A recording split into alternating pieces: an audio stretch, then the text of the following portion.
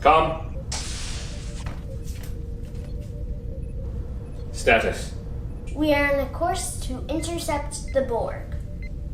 The Borg are a formidable enemy. We must find a way to prevail. We've been working on a solution, and I think we found a way to stop them. With your permission. By all means, number one. To defeat the Borg, we use the McEnroe. Do you think it will be sufficient? Are you serious? You can't be serious right now. I never miss. I do believe the Borg have met their match.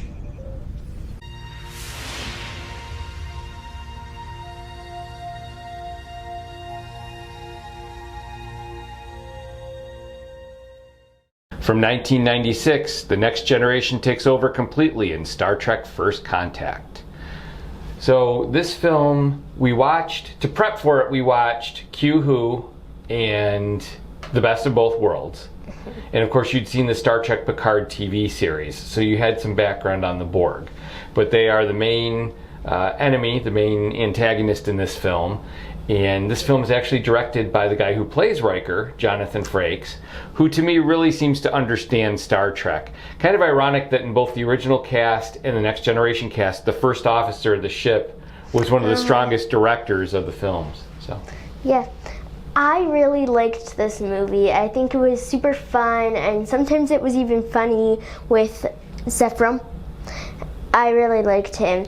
I really liked Riker in this one. I also liked Picard as always. And I really liked the Borg, actually. I thought that it was kind of funny how there was a huge Borg cube, and then when they were destroying it, a Borg sphere came out. I thought that was kind of funny, but also kind of interesting. I really liked all of the characters, and I liked what they did with this. I think it was definitely a lot more adventurous than a lot of the things I've seen. No, I agree. This was a nice step for the next generation. For me, when I saw it in theaters, and this is still true today, it didn't necessarily feel like the next generation that I had come to know on the TV screen. It was a little different. But when we went back and watched The Best of Both Worlds to prep for this, it did feel more in keeping with that. So I think it was right. When they move things up to film, to cinematic release, they up the stakes a little bit and they go a little bit further with certain things. And so I think that's mainly where my issues might have come in with feeling like it wasn't the next generation, because it was definitely a little darker than the TV show. However, I agree with you. There were a lot of funny moments with Zephram Cochrane. James Cromwell played that part, and he did a really great job in the role. Brought a lot of humor to it. Very different characterization of that particular figure in Star Trek history than I might have expected. I agree, Riker was a lot of fun. And he was the director of the film too, so it's always interesting to me when somebody is directing a film and then they're on screen what their performance is, because I think it's kind of hard to split focus on your role as director and your part in the movie. I thought he did a really good job though. He had a lot of humor. He was definitely vintage Riker, you know. I thought that was great. Yeah, I liked Riker, and I also liked Deanna. I thought she had a little bit of a bigger part in here, and I actually really liked it. Yes, she added a lot of humor too, because she was the one trying to get through to James Cromwell's character. I liked the story on the planet a lot. I liked seeing the stuff in space too. The Borg storyline gets a little heavy, a little dark, but I don't think that's a bad thing. It's just very different.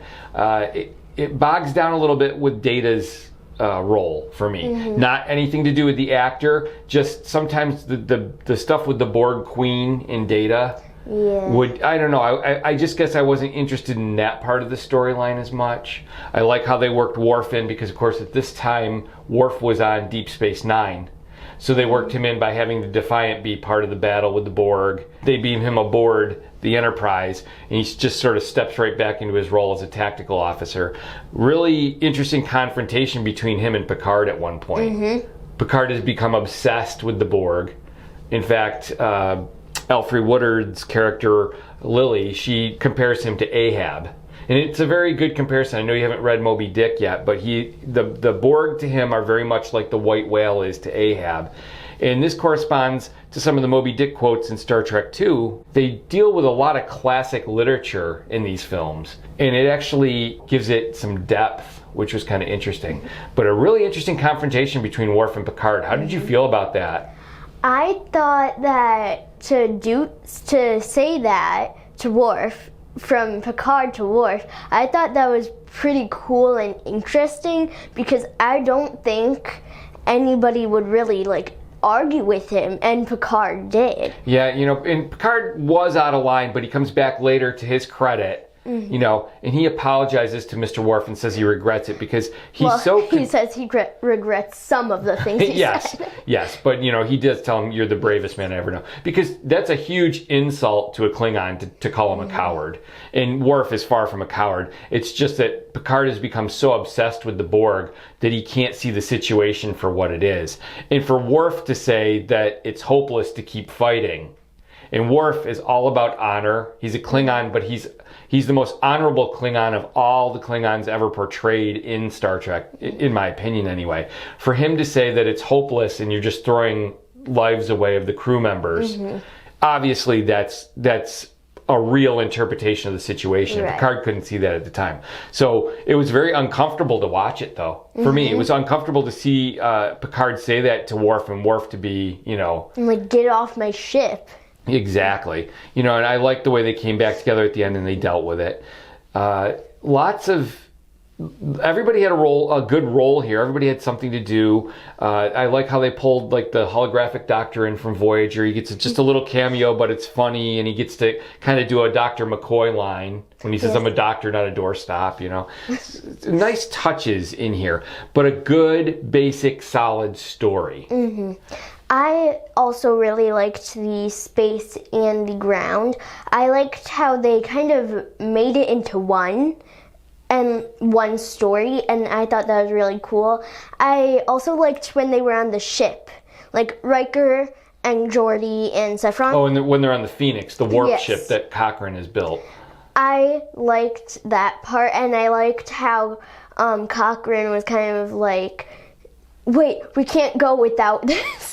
And he pulls out the rock music and it's like blasting out. Because there was a joke with that before. Yes. And I really liked, it was pretty funny. Yes, and it was nice touches. The humor was well placed here, and it wasn't uncomfortable. Like, I agree, I said this at the time, when we saw Star Trek Next Generations and we watched that and you thought Data was funny. Data was funny. He was funny when I saw the movie the first time in the theater. Subsequent viewings of Generations, though, some of his jokes are cringy, whereas here the humor was all incorporated. Even Data's humor, when he says, I was tempted, and Picard says, how long were you tempted? And I think he says 0.68 seconds. He says, which is an eternity for an android. I mean, that's a funny moment, but it fits within the context of the plot and the script, and it works well. It was kind of interesting. They were able to keep the people on planet Earth, the away team, was unaware because they had lost communication with the ship. They were completely unaware of what was going on the Enterprise.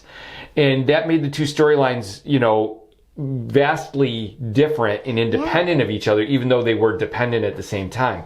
So they were having fun on the planet. They knew they had to get that ship launched, and it had to be up there for the Vulcans to see. But they didn't know that they had to kind of do it kind of quick. Right. They didn't know the Borg were on the ship and what was going on. So they were able to play more humor and more light moments in that way because they weren't so worried about the ship and what was going on because they didn't know about the Borg. And of course on the ship it's very heavy and very dark, and they didn't have as many light moments.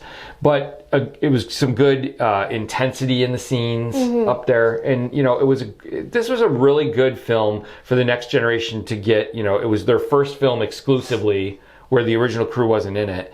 And I thought they did a really good job with it. And Frakes, I think, did a great job of directing it. I think he's a really, really good director, and that shows in a lot. He's done a lot of TV episodes too, and they're some of the strongest Star Trek episodes. Yeah, I thought this was very different. Like, when we watched The Best of Both Worlds, I thought that was kind of like a movie. But this one is very different. This movie is very different than that film. And I thought it was kind of cool because I've seen, like, two storylines come into one, but I've never seen, like, not knowing, like, what the other story is doing. With the Star Trek Right, setup. and I really liked that. I agree. I thought it was kind of like a mystery, but it was very adventurous at the same time. Okay. Anything else? No, I don't think so. All right, last take. See it. Yeah, definitely see it. This one holds up. It's a lot of fun, and I think it's sort of the high point. It's the high watermark for the Next Generation films.